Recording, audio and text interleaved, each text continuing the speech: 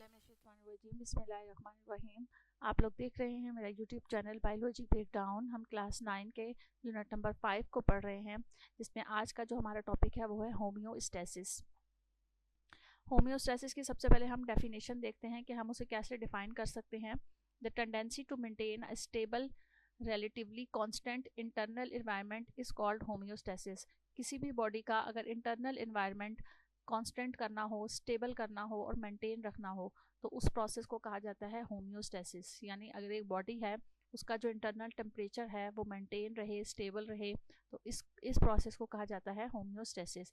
The body maintain homeostasis for many factors, for example temperature, the concentration of various ions, pH and the concentration of glucose। Body के अंदर बहुत सारे reactions हो रहे होते हैं, बहुत सारी जो है वो ऐसी केमिकल रिएक्शंस होते हैं जिससे बॉडी का टेम्परेचर भी ज़्यादा और कम होता है। बॉडी के अंदर बहुत सारे केमिकल रिएक्शंस की वजह से उसके अंदर मुख्तलिफ आयंस मौजूद होते हैं, उसकी पीएच होती है कोई ख़ास किस्म की, ग्लूकोज की कंसनट्रेशन होती है। तो इन सारी चीज़ों को मेंटेन रखने के लिए बॉडी में, कि वो बॉडी को हार्मफुल नुकसान ना पहुंचाएं, और बॉडी उन सारी मेंटेन चीज़ों के साथ यानी एक मुतदल चीज़ों के साथ एक इस तरह से हो कि बॉडी जो है वो उसके अंदर पीएच भी ऐसी मुनासिब हो, आयंस भी इस तरह से हो, कंसंट्रेशन हो आयंस की, टेम्परेचर भी इतना हो कि उसके अंदर जो होने वाले केमिकल प्रोसेसेस हैं वो अपने आप को मुकम्मल तौर पर सही तरह से परफॉर्म कर सकें। If these values get to higher और low you can end up getting very sick. और वही बात अभी जो मैंने कही कि फिर वो केमिकल रिएक्शंस जो बॉडी के अंदर होने होते हैं या जो भी बॉडी में चेंजेस आनी होती हैं वो सही तौर पर नहीं हो सकती हैं। और अगर किसी बॉडी का ये वैल्यूज़ यानी कंसंट्रेशन ऑफ आयंस जो है या पीएच या टेम्परेचर बहुत ज़्यादा कम हो जाए या बहुत ज़्यादा हाई हो जाए तो वो पर्सन जो है वो सिक पर्सन कहलाता है, यानी वो बीमारी की हालत में होती है और वो अब बॉडी जो है वो सही तरह से फंक्शन परफॉर्म नहीं कर सकती है। टॉपिक है वो है plant tissues. Plants are multi cellular eukaryotes with tissue systems. Plants जो होते हैं वो मल्टी सेलुलर होते हैं, यूकैरियोट्स होते हैं और उसके अंदर बाकायदा एक पूरा टिश्यू सिस्टम मौजूद होता है। तो plant tissues are composed of cells are similar and perform a specific function. Plant के जो टिश्यूज़ होते हैं वो सिमिलर सेल से मिलकर बनते हैं और एक ख़ास किस्म का फंक्शन परफॉर्म करते हैं।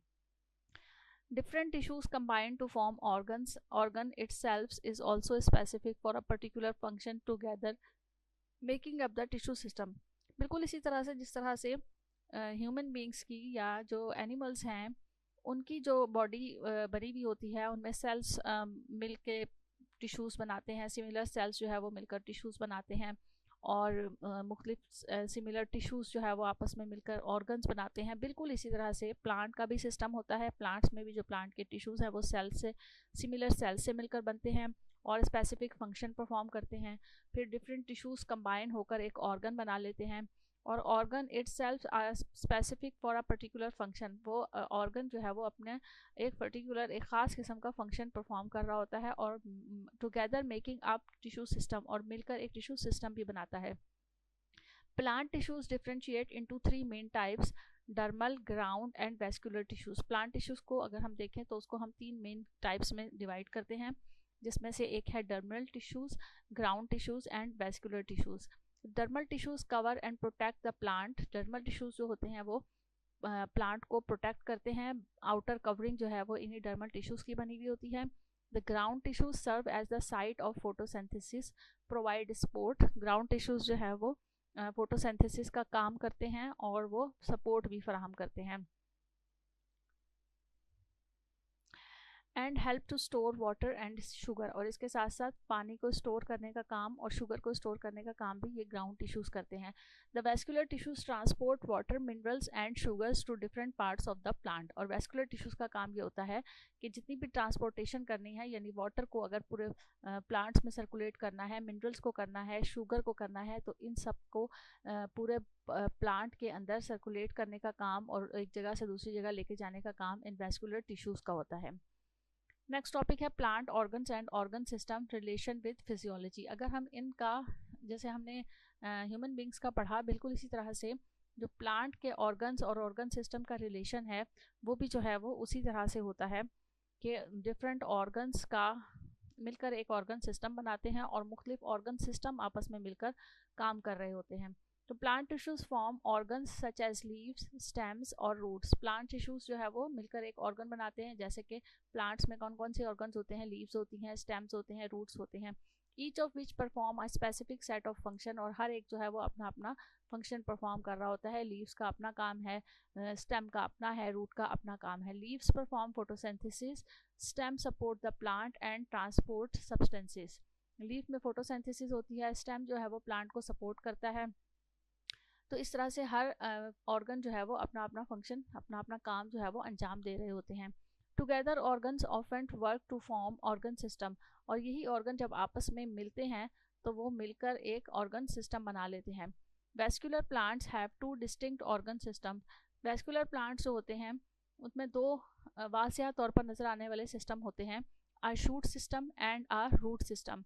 Shoot system consists of two portions, vegetative, non-reproductive parts of the plant such as the leaves and the stems, and the reproductive parts of the plant which includes flowers and fruits. तो ये हमने बहुत छोटी classes में भी ये सारी चीज़ें पढ़ी हैं।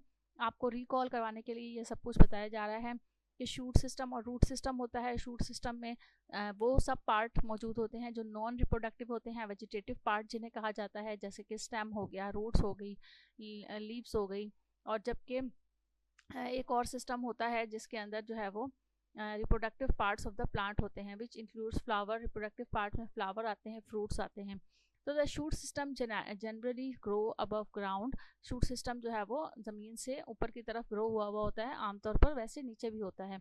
Where it absorb the light needed for photosynthesis, जहाँ पर ये क्या फंक्शन परफॉर्म करता है, ये जो इसकी लीव्स हैं वो लाइट को एब्जॉर्ब करती हैं और फोटोसिंथेसिस में काम लेकर आती हैं। The root system, which is usually underground, anchors the plant into the ground, absorb water and minerals. जबकि रूट सिस्टम का काम क्या होता है कि वो ज़मीन के नीचे होता है, वो प्लांट को मजबूती फराहम करता है ज़मीन के साथ जुड़ा रहने के लिए, इसके साथ पानी को एब्जॉर्ब करते हैं और मिनरल्स को एब्जॉर्ब करते हैं, and serve as a storage site for food, और एक जो है वो स्टोरेज साइट प्रोवाइड करते हैं प्लांट को। ये हमारा एक बहुत आसान सा और इम्पॉर्टेंट सा टॉपिक था जिसमें plant organ and organ system relation पढ़ा हमने। उससे पहले हमने ऑर्गन सिस्टम रिलेशन को पढ़ा था। तो नेक्स्ट टॉपिक में फिर मिलेंगे इसी यूट्यूब चैनल पे। साथ रहिएगा, अपने फीडबैक को ज़रूर जो है वो शेयर कीजिएगा, और कोई भी किसी भी किस्म का प्रॉब्लम हो तो ज़रूर बताइएगा। Thank you so much. अल्लाह हाफिज़।